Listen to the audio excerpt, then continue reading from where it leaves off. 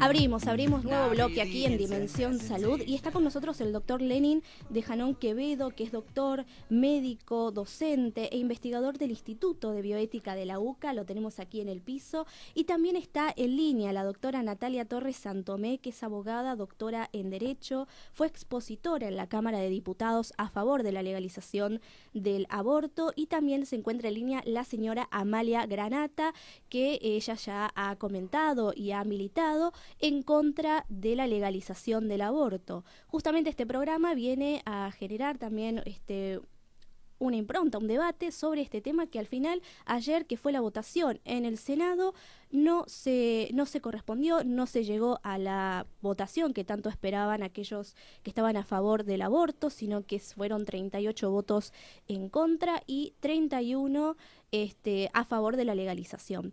Doctor Lenin de Janón Quevedo, bienvenido al programa. ¿Qué le parece, ¿no? Un análisis, ¿no?, del tema aborto y de la sesión de ayer, ¿no?, en el Senado. Bueno, buenas noches y muchas gracias por la invitación.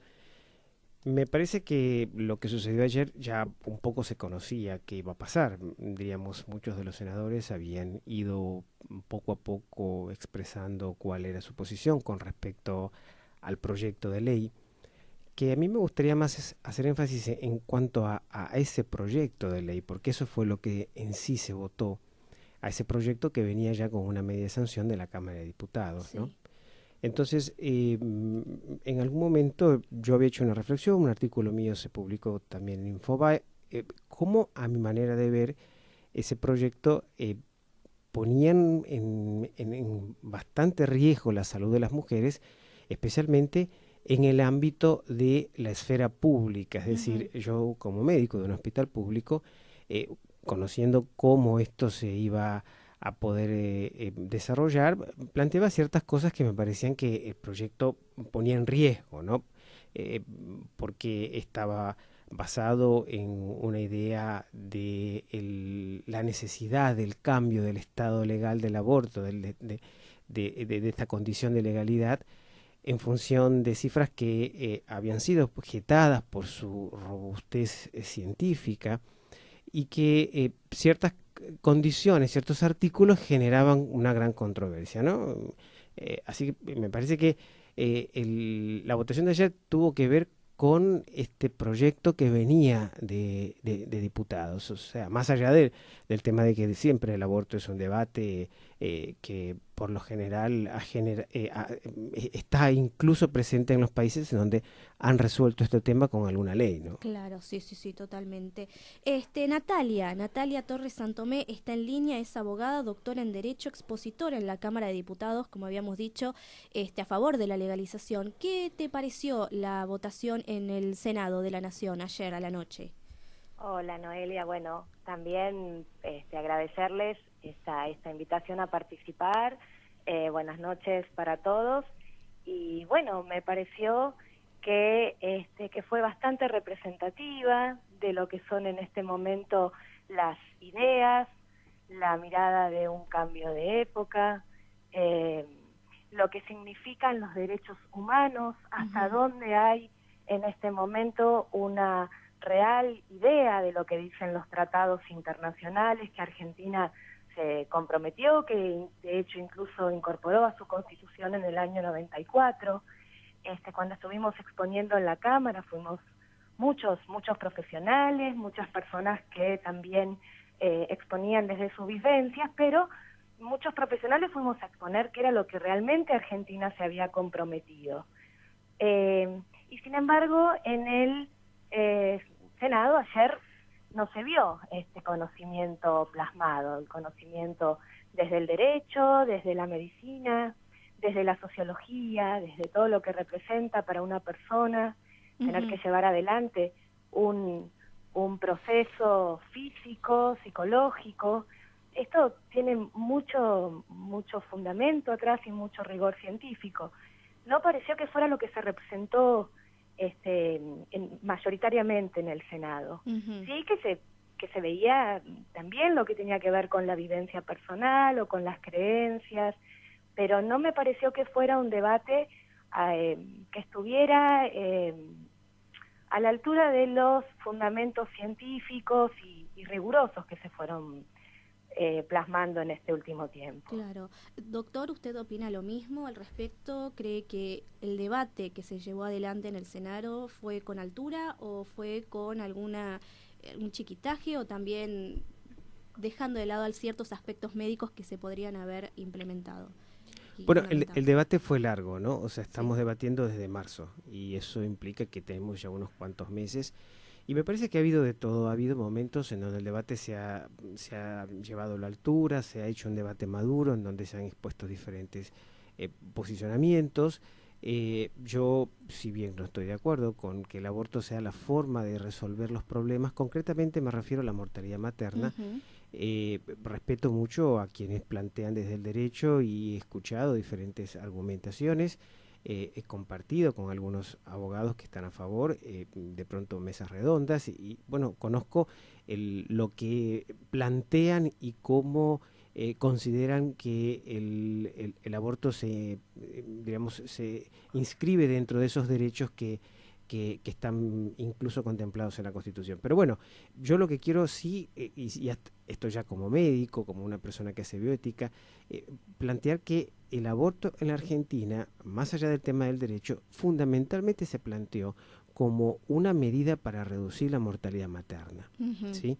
Y desde ese punto de vista, eso sí está demostrado con suficientes trabajos científicos, con suficiente rigurosidad científica, que no hay una relación causal entre el estado legal del aborto y la mortalidad materna. Esto acá no hay ningún tipo de discusión. De hecho, no solamente lo puedo decir yo, que tengo una posición tomada al respecto, sino que la misma Organización Mundial de la Salud lo ha planteado ya hace un par de años, que la ilegalidad no tiene nada que ver con la seguridad del aborto, que son dos cosas completamente distintas, ¿sí? Entonces, me parece que si se quiere plantearlo como el derecho y discutir si es derecho o no es derecho, de pronto otras personas están mucho más capacitadas que yo como para poder discutir eso, pero sí como medida de salud para bajar la mortalidad materna, desde luego que esto está demostrado que no está asociada el estado legal del aborto con la reducción de la mortalidad materna. La reducción de la mortalidad materna tiene que ver otros aspectos, tiene que ver con la atención de la mujer en el embarazo, parto y puerperio, tiene que ver con la educación de la mujer, la forma como se puede planificar su vida reproductiva, la inversión en infraestructura, la lucha contra la violencia doméstica, la violencia contra la mujer, pero no está asociada al estado legal. Esto, diríamos, hay suficiente bibliografía que respalda esto, ¿no? Claro, claro, sí. Natalia, tu opinión al respecto, porque lo cierto es que hay una ley de educación sexual que ha sido en estos días, al momento del debate, fue, digamos, analizada y muchas veces el argumento fue no se utilizan hoy la ley de reproducción de sexual, no se da en las escuelas. ¿Vos cómo lo ves? ¿Cómo lo analizás? En realidad tenemos dos leyes básicas. En el año 2003, el Programa Nacional de Salud Sexual y Procreación Responsable, y después lo que es la Ley 26150 del Programa Nacional de Educación Sexual Integral. Estas leyes tienen, en términos judiciales, una historia particular, porque no es cierto, como se ha escuchado a lo largo del debate, es interesante lo que dice el doctor, plantear el debate desde marzo. Yo cuando en mi intervención anterior me refería al debate en el Senado, en realidad el debate es mucho, desde mi mirada en términos de lo que es derecho, es muy anterior, incluso, ¿no? Si en el año 2003, cuando aparece el Programa Nacional de Salud Sexual y Procreación Responsable, este programa fue judicializado, es decir, se hizo una acción directa de inconstitucionalidad para impedir que la educación sexual llegara efectivamente a los colegios. Es decir, el debate acerca de lo que tiene que ver con el proyecto de vida, el proyecto reproductivo o el proyecto no reproductivo, porque también es el derecho de las personas decidir cuántos hijos, cómo, en qué momento tenerlos o decidir no tenerlos. Es una discusión de larga data. Este programa fue, ya te digo, judicializado en un fallo que se llama Ligas de Amas de Casa contra el gobierno de la ciudad contra el gobierno y en aquel entonces, cuando se planteó el debate, finalmente se entendió que la ley era claramente constitucional. No es que no existen las leyes, y de hecho no hemos tenido mayor problemas respecto de situaciones presupuestarias.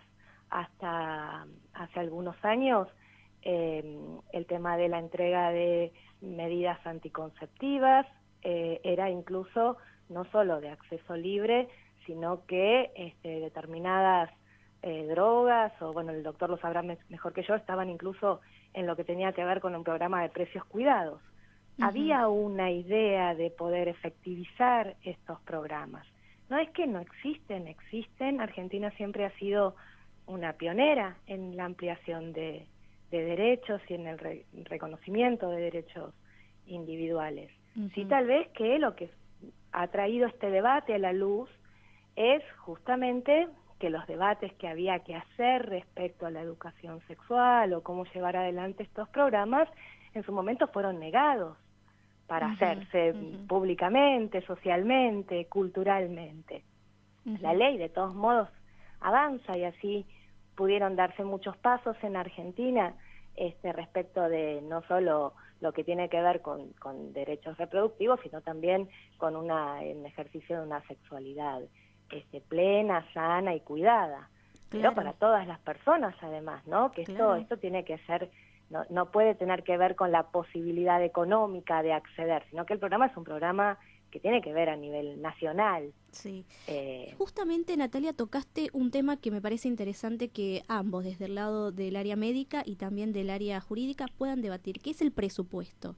También mucho se debatió sobre este tema, si el aborto iba a generar un presupuesto que no podía afrontar el Estado, si esto es así, desde qué lado y qué posturas usted tiene, por ejemplo, el doctor Lenin de Janón Quevedo, al respecto. ¿El aborto iba a generar una erogación muy importante por parte del Estado? ¿Ustedes cómo lo pudieron analizar? Si era un gasto que era imposible en esta frase de aborto legal, seguro y gratuito, ¿no? Bueno, lamentablemente no tenemos una cantidad, un número que podemos decir, bueno, va a haber tantos abortos, entonces nosotros vamos a tener qué dinero vamos a poder dedicar a cómo va a ser el presupuesto, ¿no?, para esa cantidad de abortos.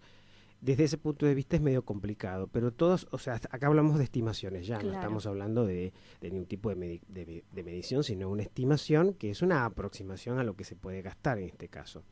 Hay un grupo de profesionales de ciencias económicas que hace poquito hizo un estudio bastante extenso con respecto a lo que podría significar, y ellos hablan de un aumento en el presupuesto público. Hablo siempre del sector público porque es lo que conocemos, o sea, los pocos números que conocemos son del sector público, no tenemos mucho conocimiento del sector privado, y ahí habría un incremento de un 1.200% en el primer año del presupuesto. Lo que pasa es que cuando uno analiza este tema, es un tema muy complejo, ¿sí? Coincido con la doctora que no viene desde marzo, pongo el punto desde que comenzamos a debatirlo a fines, diríamos, legislativos, pero esto es un debate hace muchísimo tiempo y viene desde que comienza incluso a ponerse a legislarse a favor del aborto a fines de los años 60 en países en donde pese a estar legislado, no está saldada todavía, diríamos, una opinión en común, y está dividida la sociedad también, un poco como ha pasado y como hemos observado acá en la sociedad argentina. Este presupuesto o esta estimación que ellos hacen incluyen algunas cosas interesantes que hay que tomar en cuenta. En primer lugar, cuando se legaliza algo, en este caso el aborto, y esto se ha observado estudiando en los países que legalizaron el aborto, se observa un incremento que va sucediendo año tras año. Es decir, no va incrementándose del mismo modo, sino que se va incrementando paulatinamente más de un año al otro. Esto sucedió en España, está sucediendo en Uruguay también, y ha sucedido en todos los países. Recién comienza a entrar una meseta hablando entre 10 y 15 años, pero no en todos los países. Por ejemplo, en España no sucedió. En España sigue siendo un incremento, ¿sí? Esta meseta se presentó en algunos países escandinavos, por ejemplo, pero no en todos los países. En los Estados Unidos también se presentó, pero en la medida que comenzaron a agregar ciertas restricciones al aborto. Pero además hay que considerar no solamente el número posible de abortos, sino que a su vez las complicaciones que tiene que suceder. Y un efecto interesante que pasa en los países cuando el aborto deja de ser ilegal, que es el efecto del... Nosotros tenemos acá una realidad que es el turismo sanitario, es decir, hay muchas personas de países limítrofes que vienen a atenderse acá. Entonces, eso también tendríamos que considerar, y es complejo ahí, ¿no? Claro. Diríamos, ¿qué punto tomamos para considerar, para estimar? Bueno, ¿qué cantidad de personas, qué cantidad de mujeres de los países limítrofes cruzan las fronteras argentinas para atenderse en las maternidades argentinas? Bueno, ese es un punto que se puede tomar, pero no podemos tener exactamente. O sea, el problema es complejo porque no está asociado solamente con la cantidad que se produce el primer año, sino cómo se va multiplicando año tras año en un trayecto de tiempo. Por ejemplo, en los países latinoamericanos que conocemos, que no tienen mucha experiencia al respecto, solamente tiene México, Distrito Federal, que lo legalizó el año 2007, y Uruguay, que fue el año 2012. Bueno, en todos ellos hasta el momento se observa un incremento año tras año. O sea, no se mantiene una cifra, no como Francia. Francia tiene alrededor de unos 10 años que tiene más o menos una cantidad constante de abortos, ¿sí? Eso no sucede en los otros países, a menos en este lado del mundo no sucede. Todo eso hay que considerar. Y hay que considerar muchos factores que tienen que ver también con los costos, no solo de las complicaciones, sino con los costos asociados a la morbilidad. Nosotros a veces pensamos que la peor de los casos es la mortalidad, es verdad, eso es, nadie quisiera que se muera una persona, y uno como médico lo trata siempre evitar que la muerte suceda, en la medida que la muerte no es el desenlace de una enfermedad terminal, que en esos casos todo lo contrario, hay que tratar de ayudar a la persona. Pero hay ciertos parámetros que son muy complicados de calcular, como por ejemplo la morbilidad. ¿Qué quiere decir esto? ¿Cuáles son las enfermedades con que se podría quedar esa persona? ¿Sí? Y más o menos podemos calcular o tener una idea de las enfermedades físicas con que se puede quedar, pero no tenemos una idea de las situaciones psíquicas, sobre todo cuando hay descriptos en la bibliografía situaciones que tienen que ver con síndromes que se producen después del aborto similares al síndrome postestrés.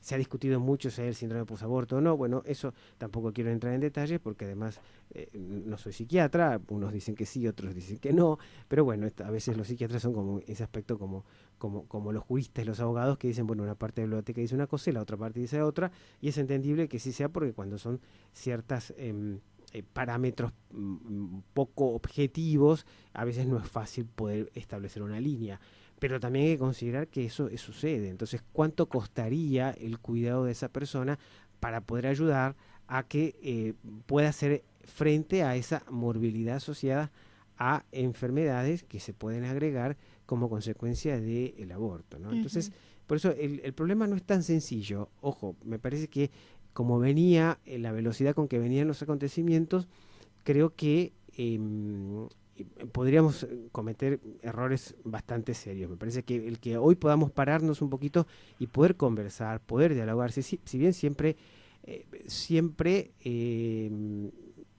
creo que el diálogo es fructífero en cualquiera de los casos, incluso cuando uno no concuerda.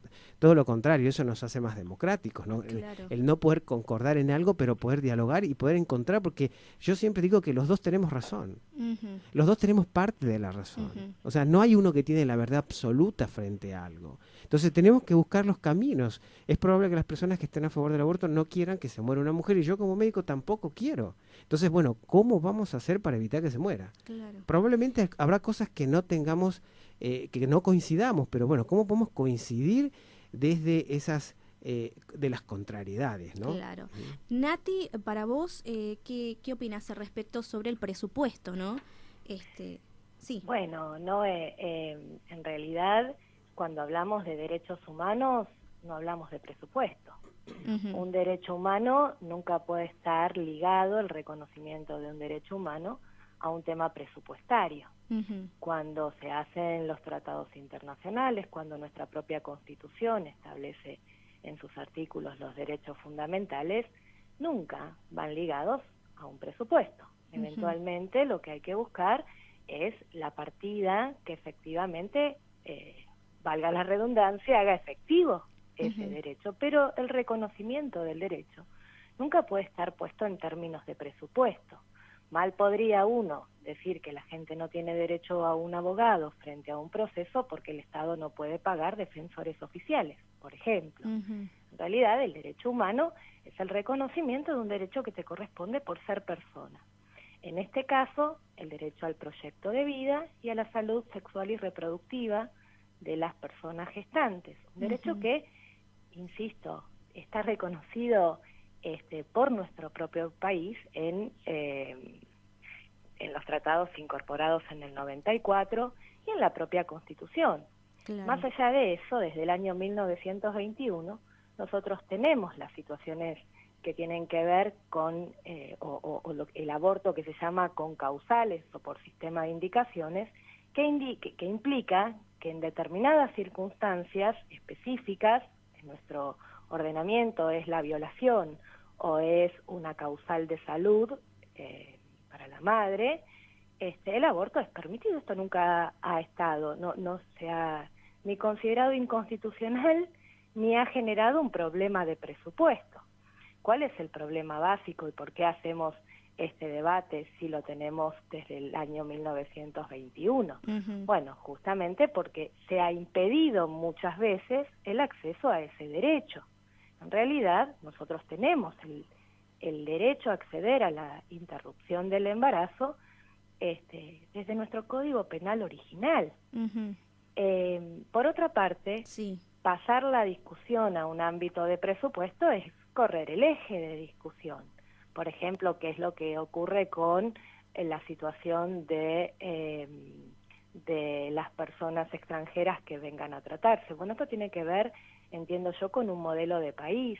Argentina ha sido siempre un país inclusivo desde su Constitución y no ha determinado el reconocimiento de derechos en virtud de que se tratara de un nacional o de un extranjero. De hecho, si uno viera los problemas de presupuesto, nunca vienen en virtud de la cantidad de extranjeros o de la gente extranjera. Esas son encuestas un poco complicadas de utilizarlas como para definir el acceso a los derechos. Claro. Yo creo que la discusión, hablar de presupuesto, es muy interesante en la medida que nos abre el camino a hablar de legalidad o ilegalidad, porque los abortos efectivamente se practican en la ilegalidad, generando sí también un movimiento de dinero muy importante, ¿no?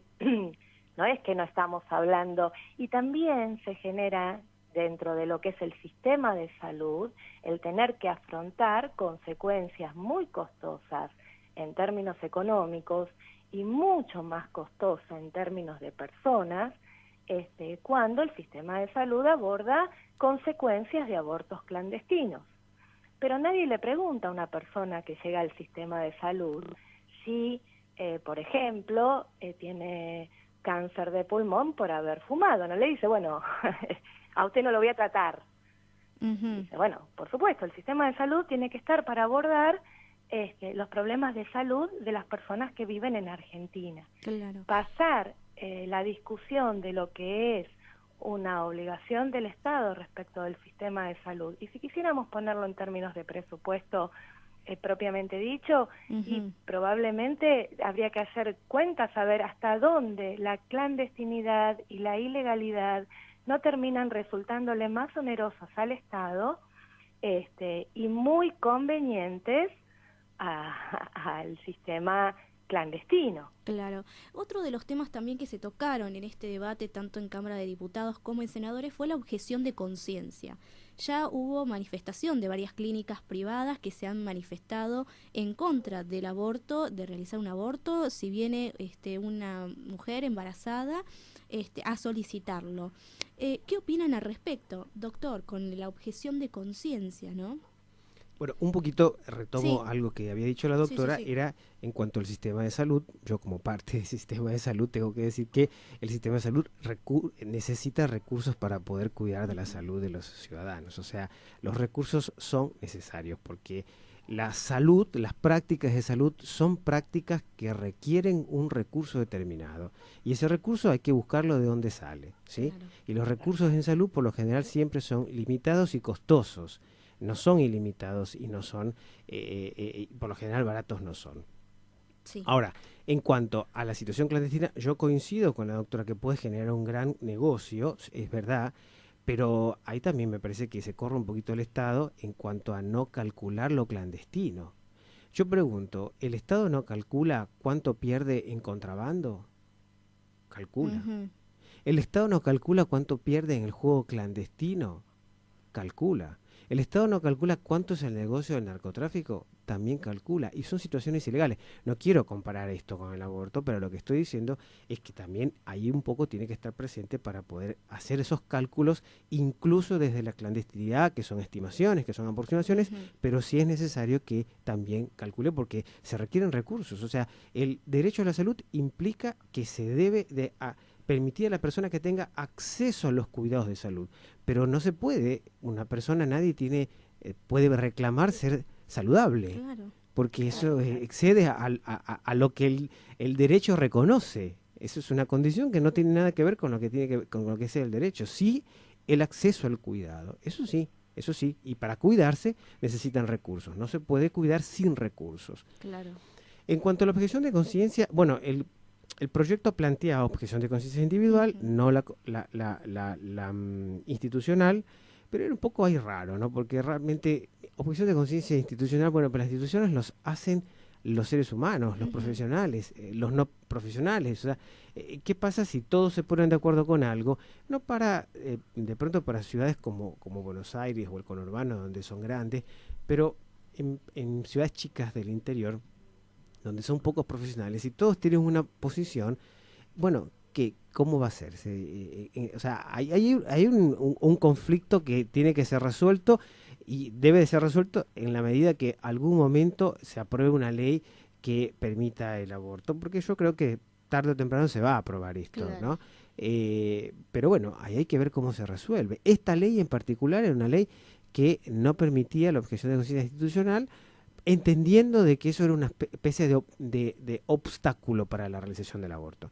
Y en cuanto a los obstáculos que planteaba la ley, también este concepto de los 5 días era complejo. Claro. En el sistema público eso es prácticamente imposible de realizarlo. Además de la intromisión en la relación médico-paciente, porque decía qué es lo que no se puede decir, qué es lo que se debe decir y qué es lo que no se puede decir.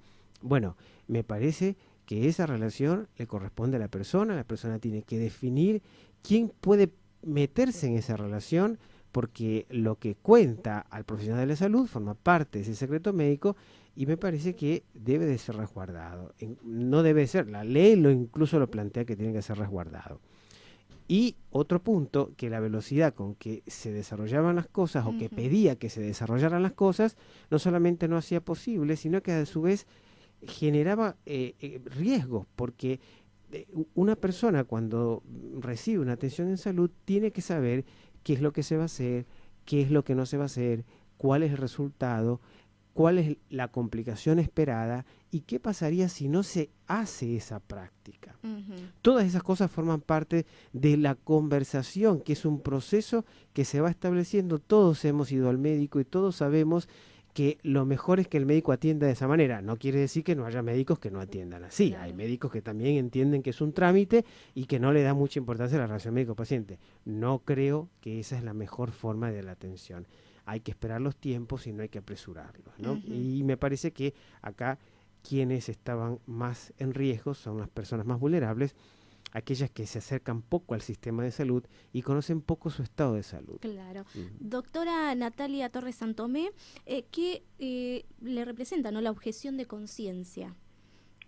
Escuchando atentamente Sí. al doctor, yo comparto esta mirada que tiene él respecto de la importancia de la información. Y esto ha sido también visto en su momento por el Estado. Nosotros tenemos la Ley de Derechos del Paciente y sus modificatorias que exigen que para cualquier acto médico haya bueno, ustedes no son especialistas en esto, no, Ujú. no se lo tengo que contar yo, pero esta situación que la ley aún ahondaba, porque reforzaba este pensamiento justamente en el debate acerca de la decisión que podía representar para la mujer interrumpir el embarazo, no hacía más que mantenerse en la misma línea de principio de autonomía, conocimiento, consentimiento informado respecto a cualquier acto médico. Digamos, esto que la ley establecía para aborto, nosotros lo tenemos previsto para cualquier intervención médica. Claro. En esto no veo simplemente que ponía el foco para que se profundizara esta idea, pero no veo como que esto fuera algo específico de la ley. Respecto de la objeción de conciencia, tal como decía el doctor, la objeción de conciencia institucional es un concepto en realidad un tanto equivocado, porque las instituciones no son las que tienen la conciencia. Eventualmente puede haber una ideología o una manera de ver o de abordar determinadas cosas, pero eso nunca puede alcanzar a negar un derecho de forma institucional.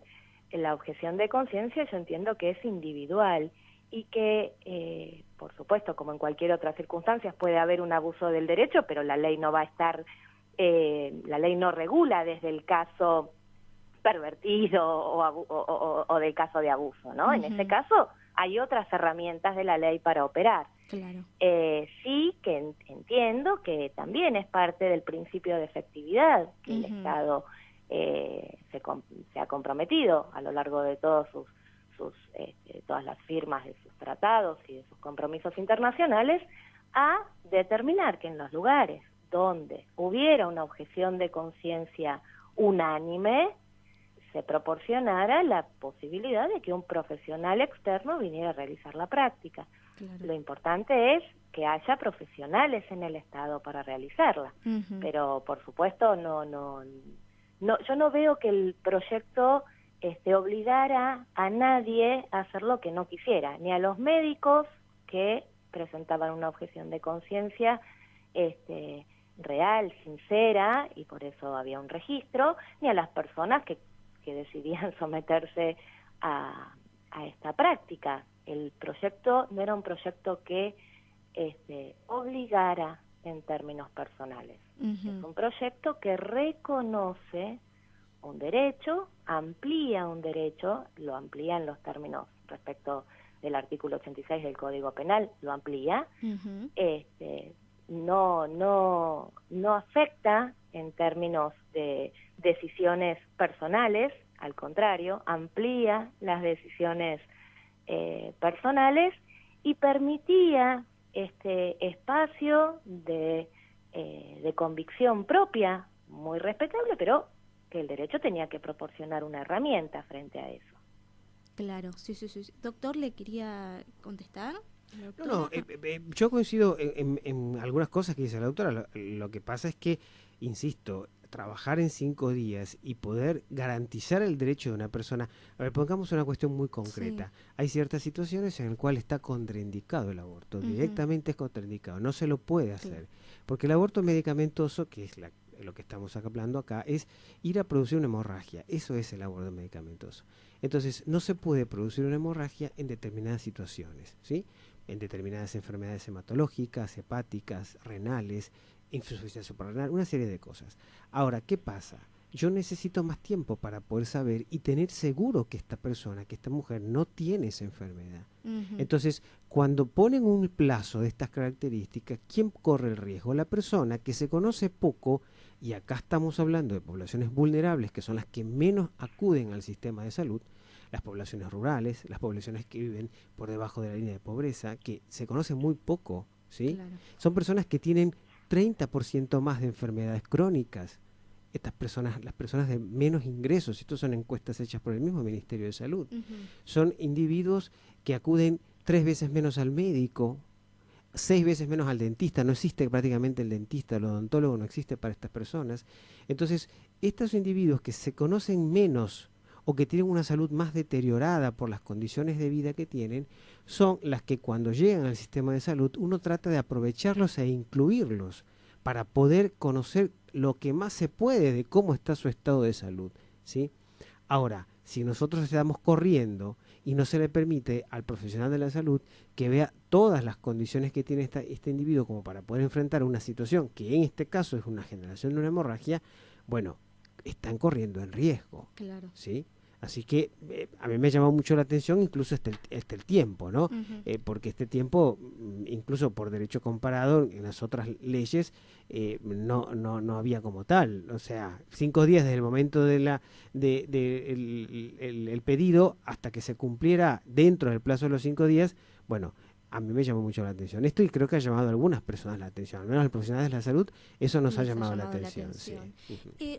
Discúlpame, sí, Noé, sí. es bien interesante lo que dice el doctor, yo comparto totalmente, hay situaciones donde puede ocurrir que la interrupción del embarazo sea contraindicada y justamente este es uno de los grandes argumentos de por qué es importante transitar el camino de la clandestinidad al camino de la legalidad.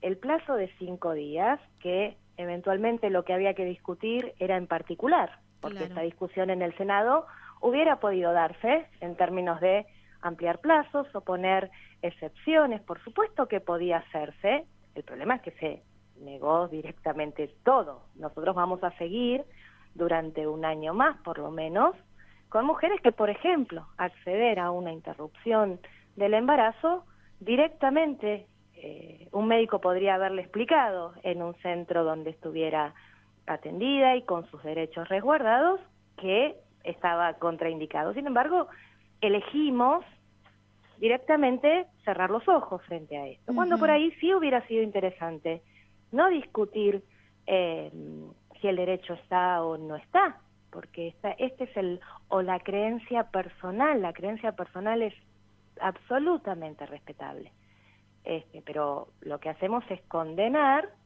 a mantener la clandestinidad cuando justamente los propios profesionales de la salud, en este caso tomo lo que dice el doctor, ya que es tan claro además, es el mejor ejemplo de lo importante que era transitar el camino de la clandestinidad a la legalidad. Por otra parte, el plazo fue puesto porque el artículo 86 del Código Penal no establece ningún plazo y hubo tantas negativas a efectivizar esos derechos. El caso para nosotros más paradigmático es el caso del EMR, que se tramita ante el Comité de Derechos Humanos de la ONU, donde en primera y en segunda instancia se le deniega a una joven de 19 años que había sido violada acceder a la interrupción del embarazo. El caso debe llegar a la Corte Provincial y con que revoca estas sentencias, la Corte Provincial autoriza la interrupción del embarazo y las prácticas que le iban pidiendo, las prácticas médicas que le iban pidiendo a esta joven, hacían que el embarazo fuera avanzando y se tornara efectivamente una situación de riesgo, cuando originalmente no lo era. Entonces, el plazo tenía un sentido. Sí, por supuesto, podemos debatir si es un plazo en términos jurídicos, como decimos nosotros, fatales. Listo, no puede ocurrir, no puede haber ninguna excepción, no puede haber un tiempo mayor. No, bueno, esta eventualmente hubiera sido la discusión, que es la discusión en particular. Claro. Pero estas discusiones se impidieron. Sí, y otra cosa que también, bueno, ahora con el fin, ¿no?, de la votación en el Senado, que ya tenemos que esperar un año, el año que viene, para seguir con este tema del aborto, la legalización, muchos ahora están planificando incorporar el tema del aborto a la modificación del Código Penal para la despenalización del aborto. Natalia, ¿a vos qué te parece esta idea de incorporar la despenalización del aborto ahora en el Código Penal? En realidad no sería una incorporación, sería mantener lo que tenemos, eventualmente con algún cambio dentro de lo que es el articulado, pero nosotros lo que tenemos en realidad es la despenalización, es lo que se llama la interrupción por indicación o por causal. No por plazos. Lo que se pretendía con la ley era además de la modificación del Código Penal, una ley que no perteneciera al sistema punitivo, porque estar dentro del derecho penal implica reconocer un derecho de una forma un poco rara, a través de la excepción, ¿no? Sí. En realidad, esto está, la constitucionalidad del artículo 86 del Código Penal no se ha discutido nunca. Por lo tanto, a lo sumo lo que encontraríamos serían modificaciones en el articulado. A mí lo que me llama la atención del debate y de personajes de la política que ocupan cargos donde efectivamente hay una intervención pública muy importante y de mucho peso, que pareciera volver al siglo XIX, ¿no? Donde claro, lo que se discute es incluso el sistema de causales, el sistema donde se permite la IVE por una cuestión de riesgo para la salud o la vida de la madre, o por una cuestión de violación. Entonces, a mí, más allá del articulado propio del Código Penal que se pueda pensar como un proyecto, lo que me preocupa es ver el retroceso, donde parece que el siglo XX no se nos hubiera escapado, porque estamos tratando de volver más atrás de 1921. Doctor, ¿a usted qué le parece? Ahora dejamos de hablar de la legalización para hablar ahora de la despenalización. Bueno, el Código Penal en ese artículo es muy claro, que dice que no está penado en el caso de que se hiciera la violación de una mujer idiotamente, que bueno, que después la Corte interpretó que era una violación, nada más. Perdón. Y el otro caso es en el caso que corriera riesgo la vida de la madre y no pudiese ser evitado por otro medio, ¿sí? A mí me parece que acá es necesario plantear qué es esto, o sea, cuál es el otro medio, qué es lo que, a qué nos estamos refiriendo cuando corre riesgo la vida de la madre, ¿sí? Porque el proyecto planteaba con la salud entendida como un derecho humano, y ahí quedan ciertas cosas que quedan un poco claras, ¿no? Como por ejemplo, ¿cuál es la salud psíquica? Porque no está muy claro lo que es la salud psíquica, o sea, o la salud psicológica, mucho más abierto el criterio, y un criterio mucho más grande que es el criterio de cuál es la salud social, ¿no? Eso. Entonces, ahí es muy difícil porque cualquier persona puede interpretar cualquier cosa. Claro, la salud en términos amplios. En términos tan amplios que no es fácil de interpretar, ni para cualquier persona que trabaje en salud, incluso que tenga un posicionamiento a favor del aborto o que incluso entienda la salud de forma tan amplia, porque cuando se entiende la salud de forma tan amplia, quienes trabajamos en el cuidado de la salud, y entiendo que es una parte de la salud nada más, porque la salud es una dimensión mucho más compleja que tiene otros aspectos, pero quienes trabajamos en el cuidado de la salud, también tenemos que tener ciertas pautas, porque si no se puede entender cualquier cosa. Claro. Entonces, cuando se va a trabajar sobre esto, hay que considerar de qué se está hablando. El Código Penal ahí era muy claro, cuando corría riesgo la vida de la madre y no podría ser evitado de otra manera, ¿sí? O sea, planteaba ciertas características que encauzaban a la persona que tenía que actuar en esa circunstancia. En buena hora, la medicina ha avanzado y hoy en día prácticamente no hay una circunstancia en que deba de hacerse un aborto por riesgo de vida de la madre. Prácticamente no existe. Y no existe solo desde estos últimos años, sino que, por ejemplo, una famosa entrevista hecha en los años 70 a Alan Guttmacher, el que funda el Instituto Guttmacher, que era la parte de investigación inicialmente del famoso instituto de la organización de Planned Parenthood. A él le preguntan en los años 60, fines de 60, inicio de los 70, bueno, ¿cuál es una situación en la cual podría interrumpirse un embarazo por riesgo de vida? Y él ahí ya dice, no, eso ya no hay. Y podríamos decir que no hay, ¿sí? Y si vamos a ver ciertas excepciones, no son tan excepciones, porque ahí en todo caso es el principio del doble efecto y no es la intencionalidad. Por eso hay que plantear cuando estamos hablando de salud, ¿a qué nos estamos refiriendo en la salud? Claro. Porque si no tenemos una definición clara, no va a ser sencillo la interpretación de la ley también. O sea, la ley, la doctora sabrá mejor porque aplica la ley, porque la entiende mucho más que yo, pero la ley tiene que también guiar a la acción, ¿no? Ni ser tan amplia que después la acción queda en la inacción, porque todo puede entrar, ni restrictiva como para que la persona sea totalmente coercitiva a la libertad humana. Así que me parece que tendrán que trabajar en ese aspecto. Esto lo digo desde la práctica, ¿no? Desde la práctica, así es. Sí, doctora ¿sabés, Natalia? Noé, Sí. que esto que dice el doctor, concuerdo totalmente. En la medida que uno de Perdón, los resulta que objetivos, coincidimos con más cosas de las que no. de las que pensamos, tal cual, porque uno de los objetivos del proyecto justamente era evitar, porque ¿dónde queda en este momento la responsabilidad del médico?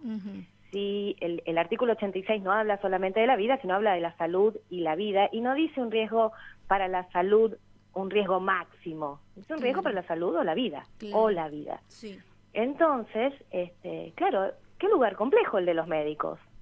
Qué lugar complejo el de los médicos, que es los que quedan en el lugar de decidir, con todo lo que tiene también la responsabilidad médica, donde los abogados hemos sido un poco pícaros.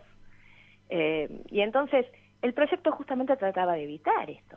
Claro. Es decir, bueno, esto no es un ámbito sujeto a subjetividad, discrecionalidad o arbitrariedad. Si yo tengo un médico que toma una mirada exclusivamente física de la salud, o tengo un médico que engancha la definición de la OMS y entonces me habla de la salud biopsicosocial, es un margen de discrecionalidad muy inmenso y una mochila en la espalda de los médicos que efectivamente no pareciera que les correspondiera, ¿verdad? Doctora Santomé, la verdad que se nos está acabando el programa y ya nos están haciendo señas aquí desde el estudio. Agradecemos muchísimo esta comunicación, también al doctor aquí presente, Lenín de Janón Quevedo, gracias por venir, gracias por estar, por sumarse a este debate que evidentemente ha dejado bastantes coincidencias. Y es importante avanzar sobre este debate porque no se termina con lo del Senado ayer, con la votación del Senado, sino ya me junto a la doctora, porque la verdad es que es un gusto debatir con alguien así. Bueno, por supuesto, esa era la idea, por supuesto. Lo mismo decirle al doctor que está en la mesa y a todos ustedes, Noelia, que siempre trabajan tanto por el derecho humano a la salud y siempre están además en la vanguardia de las discusiones, tomando los temas que efectivamente interesan. Y también decir que para mí también fue un gusto compartir especialmente con el doctor, con el que pensamos que nos paramos en lugares diferentes, pero bueno, que hemos visto que tenemos muchos puntos en común. Así que un gusto, doctor, especialmente. Muchas gracias a ambos y ahora sí nos despedimos. Hasta el jueves próximo en Sónica Más, aquí por Dimensión Salud. Muchas gracias.